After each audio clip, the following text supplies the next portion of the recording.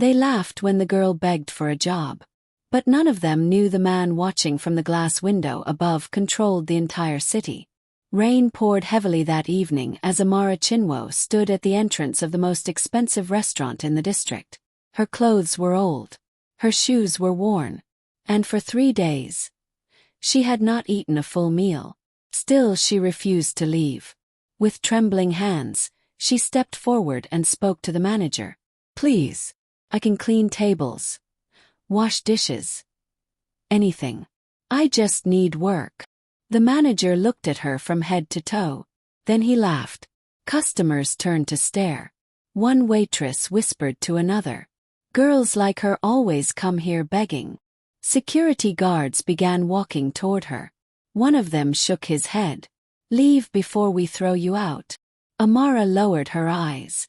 But she didn't move. Because walking away meant returning to the street. Hungry, alone, and completely forgotten by the world. What none of them realized was that high above the restaurant floor, behind a dark glass wall, someone had been watching everything. A man in a black suit slowly stood from his chair. His name was Fredrick Henshaw, the most feared man in the city. A man whose decisions could destroy businesses or build empires overnight.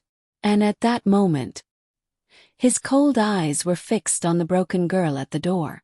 For reasons even he did not understand, something about her refusal to leave caught his attention.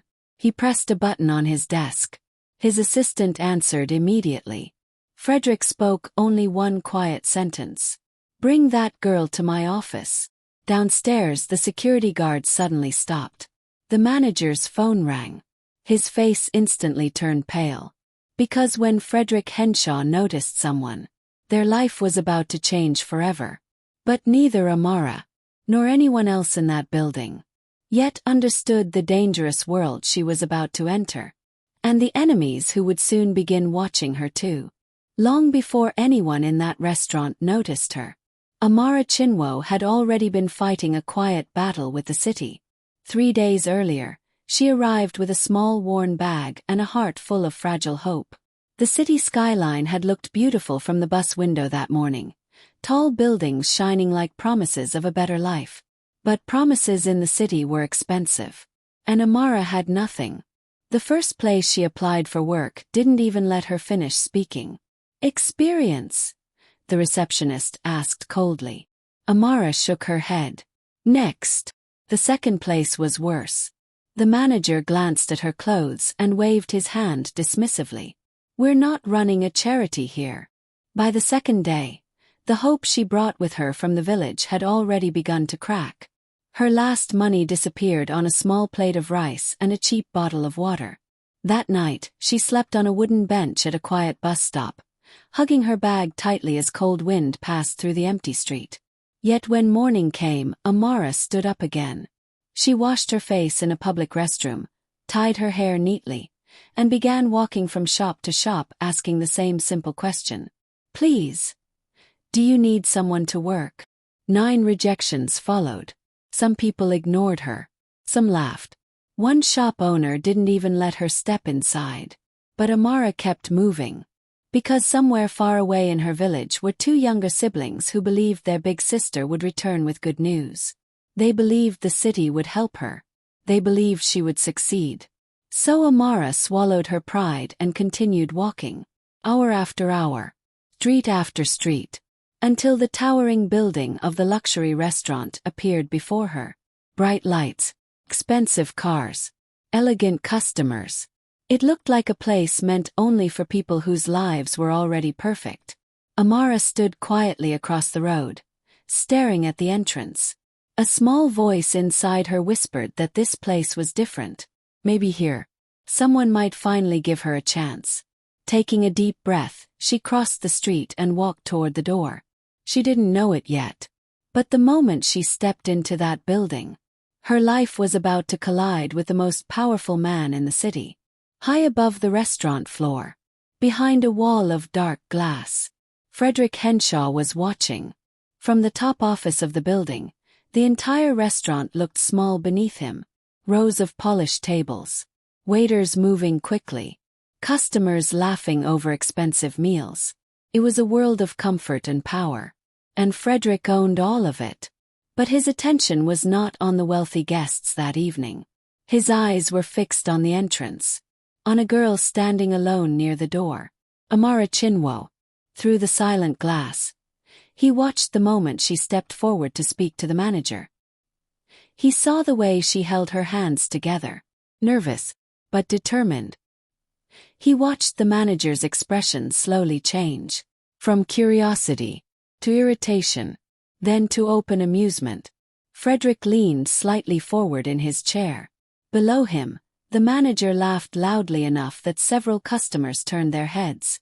A waitress covered her mouth as she whispered something to her colleague. The security guards began walking toward the girl. Fredrick's expression remained calm, but his eyes sharpened, because what he saw in that moment was not just humiliation. It was something else. The girl did not argue. She did not shout. She did not beg louder. Instead, she simply stood there, quietly enduring the embarrassment as if she had already experienced it too many times before. The guards reached her. One of them gestured toward the door. Leave. Fredrick watched carefully.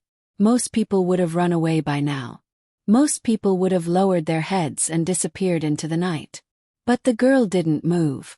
Even from the distance, he could see the exhaustion in her posture, the slight trembling in her hands, the hunger written across her thin face. Yet something inside her refused to step back. Fredrick slowly stood from his chair. For years he had observed thousands of people. Businessmen, politicians, criminals, liars. But courage, real courage, often appeared in the most unexpected places. He walked toward the glass window, looking down at the small figure standing against the world below. Then he returned to his desk and pressed the intercom button. His assistant answered immediately. Fredrick spoke only one quiet sentence. Bring the girl at the door to my office. Downstairs, everything was about to change. Because when Fredrick Henshaw gave an order, no one in the building dared question it. Downstairs, the restaurant manager was still shaking his head in irritation. Remove her from the entrance, he told the guards impatiently. She's disturbing the customers. One of the security guards stepped forward. Miss, you need to leave. Amara lowered her eyes. Her chest felt heavy, but she nodded quietly. She had heard those words too many times already. Leave. Not here. Try somewhere else. Just as she turned to walk away, the manager's phone suddenly rang. The sound cut through the restaurant noise. Annoyed, he pulled the phone from his pocket. Hello. The expression on his face changed instantly. The color drained from his cheeks. His back straightened. Yes, sir. The guards exchanged confused glances as the manager listened carefully. I understand, sir. When the call ended, the manager stood frozen for a moment. Then he looked directly at Amara. Not with mockery, not with irritation, but with something completely different. Fear. The entire atmosphere shifted. Customers noticed the sudden silence. Even the waiters paused. The manager quickly walked toward Amara. His voice, which had been loud and dismissive moments earlier, was now cautious.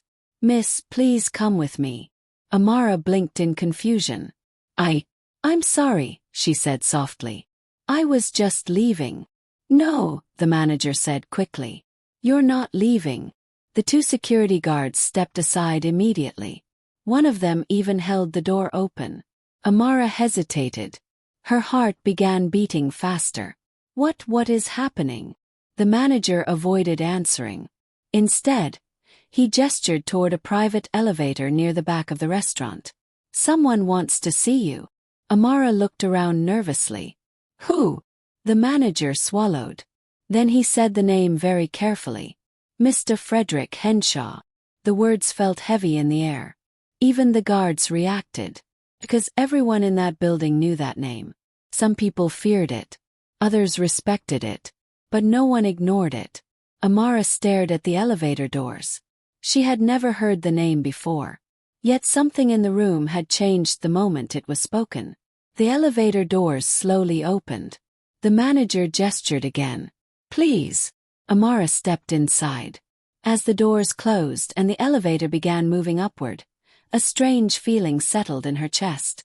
She didn't know who Fredrick Henshaw was, but deep down, she could feel that meeting him was about to change her life forever.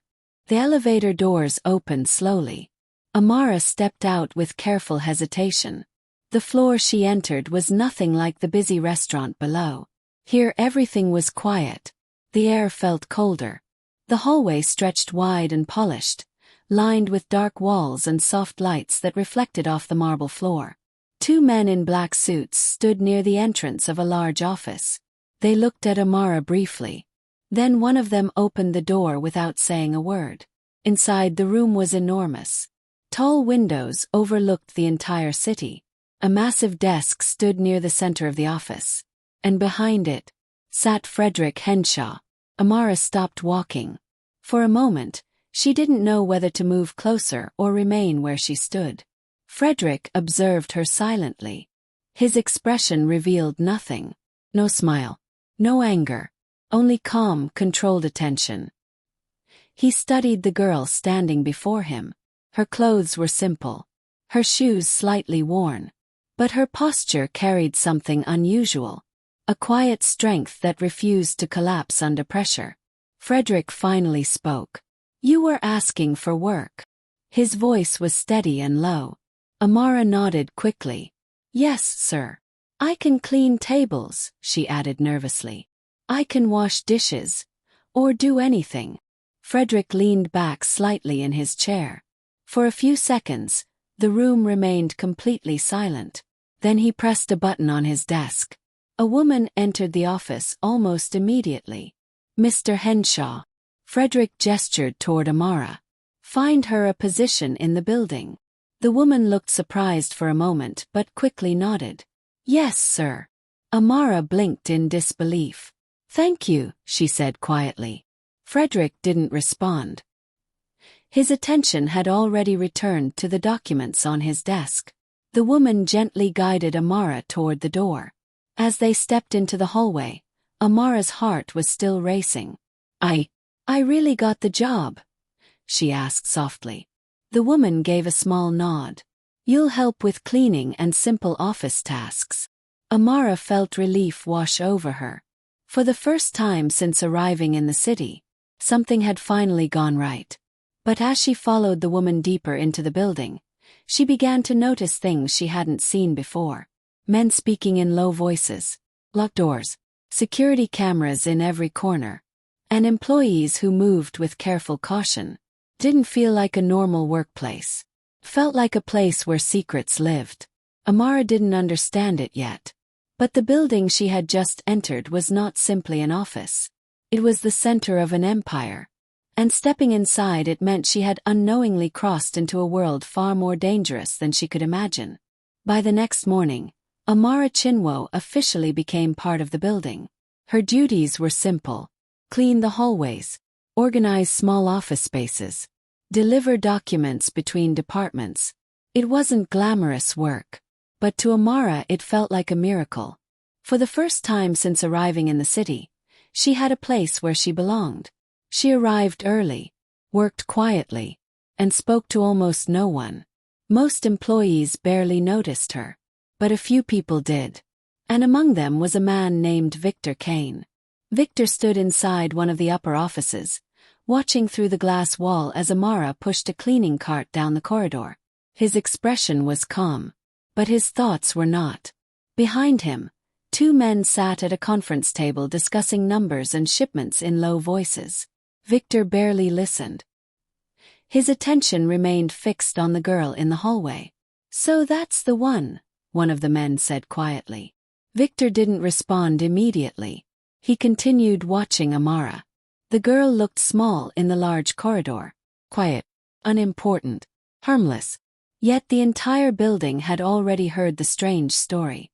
Mr. Fredrick Henshaw personally ordered that she be hired. That single fact made her different.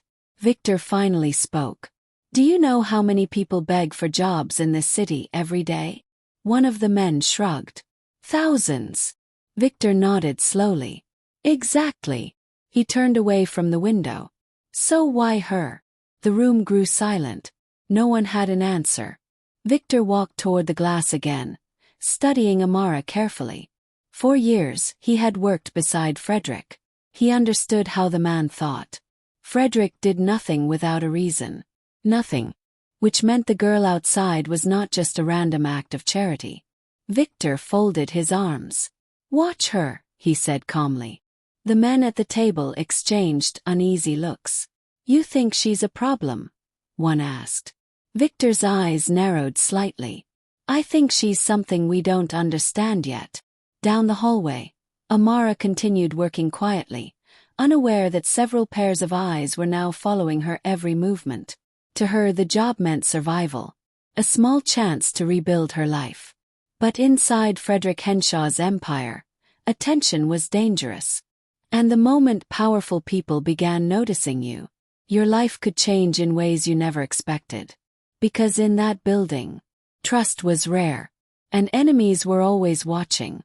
By the end of her third day in the building, Amara had begun to understand one thing. This place was not ordinary. People spoke carefully. Conversations stopped when certain doors opened. And whenever the name Fredrick Henshaw was mentioned, voices became quieter. Still, Amara kept her head down and focused on her work. She cleaned offices, delivered folders, and avoided asking questions. That evening, most employees had already left. The long corridors were almost empty. Only the soft sound of her cleaning cart echoed through the hallway. As she turned a corner, she noticed a door slightly open. Inside, two men were speaking in low voices. Amara wasn't trying to listen, but one sentence froze her in place. The boss has been distracted lately. Another voice responded. All because of that girl. Amara's heart skipped. Were they talking about her? She quickly moved her cart forward, pretending she had heard nothing. But the door suddenly opened wider. Tall man stepped out. His eyes landed directly on her. It was Victor Kane. For a brief moment, the hallway felt colder. Victor studied her with calm curiosity. You're the new girl, he said. Amara nodded nervously. Yes, sir. Victor stepped closer. Not threatening, but close enough to make her uncomfortable. You work on this floor now? Yes, sir. He glanced at the cleaning cart beside her, then back at her face. For a few seconds, neither of them spoke. Finally, Victor gave a small, unreadable smile. You should be careful here. Amara blinked. I don't understand. Victor leaned slightly closer. Buildings like this have many secrets. His voice lowered. And people who notice too much. He paused. Don't usually last very long. Amara felt a chill run through her spine. Victor straightened his suit jacket as if nothing unusual had been said. Then he walked past her calmly and disappeared down the corridor. Amara stood there, frozen. Her hands tightened around the handle of the cleaning cart. For the first time since starting the job, fear crept into her chest. Because Victor's words didn't sound like advice. They sounded like a warning. And somewhere inside the massive building, hidden behind locked doors and quiet conversations, something dangerous was beginning to move. The night of the attack began like any other. Most of the offices had gone quiet. Employees were leaving one by one, their footsteps echoing through the long marble corridors. Amara remained behind, finishing her last cleaning round on the upper floor. Her cart moved slowly across the polished hallway as she wiped the glass panels near the executive offices. From where she stood, she could see the closed door of Fredrick Henshaw's office at the end of the corridor. The lights inside were still on. He was working late. That part didn't surprise her. What caught her attention was something else. Two men she had never seen before stepped out of the elevator. They wore dark suits like the other security staff. But something felt wrong. They didn't greet anyone. They didn't speak. And their eyes moved quickly around the hallway as if searching for something. Amara lowered her head and continued cleaning. But quietly, she kept watching. The men walked toward Fredrick's office. One of them slipped his hand inside his jacket. And for a brief second, Amara saw the metal gun. Her heart slammed against her chest. Everything inside her screamed that something terrible was about to happen. Without thinking, she pushed her cart forward. The wheels screeched loudly across the floor. The sudden noise made the two men turn. At the same moment, Amara grabbed a metal bucket from the cart and threw it hard across the hallway. It crashed against the glass wall with a loud explosion of sound. Inside the office, Fredrick instantly looked up. The two men cursed and rushed forward. But the distraction had already worked. Fredrick moved quickly, reaching for the alarm beneath his desk. Within seconds, the building erupted with security alarms. Heavy footsteps thundered through the corridor as guards rushed toward the scene. The attackers tried to run, but they didn't make it far. Security officers tackled them to the ground before they could reach the elevator. Silence slowly returned to the hallway. Amara stood frozen beside her cart, breathing heavily. Her hands were still shaking. The office door opened. Fredrick Henshaw stepped out. His calm eyes moved across the scene. Then they stopped on her. For a long moment he said nothing. But the look in his eyes had changed. Because the quiet girl everyone had ignored had just saved his life. The building felt different after the attack. Security became tighter. More guards appeared in the corridors. Employees spoke in quiet whispers, their eyes filled with questions no one dared ask openly. But the biggest change happened inside Fredrick Henshaw's office. For the first time since Amara began working in the building, he had asked to see her again. She stood nervously in front of his desk, her hands clasped together. Fredrick studied her carefully. "You acted quickly last night," he said calmly. Amara lowered her eyes. "I just saw something was wrong." Fredrick nodded once. Many people worked in his building. Most of them would have run away. But she hadn't. That alone made her different. Before he could speak again, a soft knock sounded on the door. His assistant stepped inside carrying a small folder. "Sir, security finished reviewing the attackers." Fredrick took the file without looking away from Amara. The assistant hesitated for a moment before leaving the room. The office fell silent again. Fredrick opened the folder slowly. Inside were photographs and reports from the captured men. Connections, financial records. But one document made his expression change slightly. He read it again. Then he looked up at Amara. "Your father," he said quietly. Amara froze. "My father." Fredrick turned the document toward her. Printed across the page was a name she had not seen in many years. Chinwo Daniel. Her chest tightened. "That was my father," she whispered. Fredrick's voice remained calm. "He died 12 years ago." Amara nodded slowly. "They said it was an accident." A long silence followed. Then Fredrick spoke again. "According to this report, it wasn't." Amara's heart pounded. Fredrick slid another document across the desk. Old financial records, hidden transactions, names connected to criminal operations. "Your father," Fredrick continued, "was investigating money moving through several illegal networks." Amara stared at the papers. Her hands began to tremble. "He discovered something he wasn't supposed to see." Fredrick leaned back slightly. "And someone made sure he never revealed it." The room suddenly felt smaller. For years, Amara had believed her father's death was just bad luck, a tragic accident. But now, a terrifying possibility stood before her. Her father hadn't died by chance. He had been silenced. And somehow, the same dangerous network responsible for his death was now moving again. Inside the very empire where she worked. The truth moved quickly after that night. Fredrick Henshaw did not ignore betrayal. Within hours, his private investigators began digging deeper into the documents connected to Amara's father. Financial records were traced. Hidden transactions uncovered. And one name began appearing again and again. Victor Kane. For years, Victor had stood beside Fredrick as his most trusted advisor. He managed sensitive operations, handled important negotiations, and knew the inner structure of the entire empire. But loyalty inside powerful organizations is often fragile, and sometimes, the closest allies hide the darkest secrets. Late the following evening, Victor was summoned to the top office. He entered calmly, adjusting his suit as if nothing was wrong.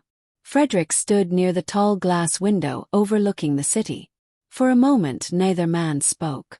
Then Fredrick placed the folder of evidence on the desk. "You should explain this," he said quietly.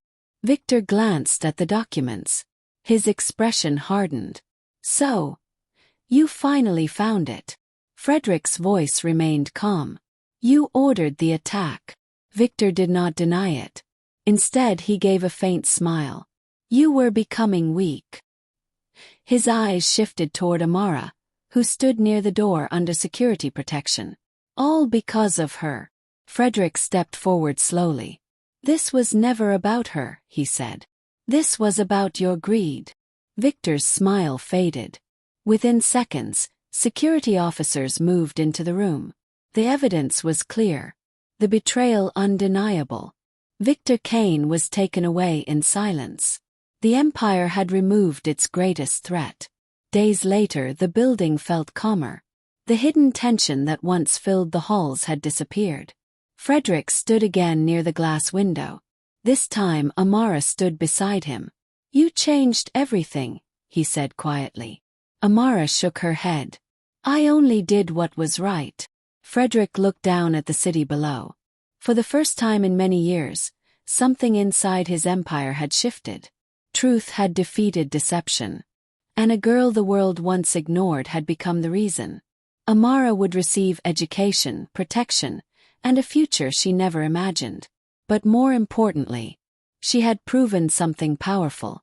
Sometimes the person everyone overlooks is the one who changes destiny forever.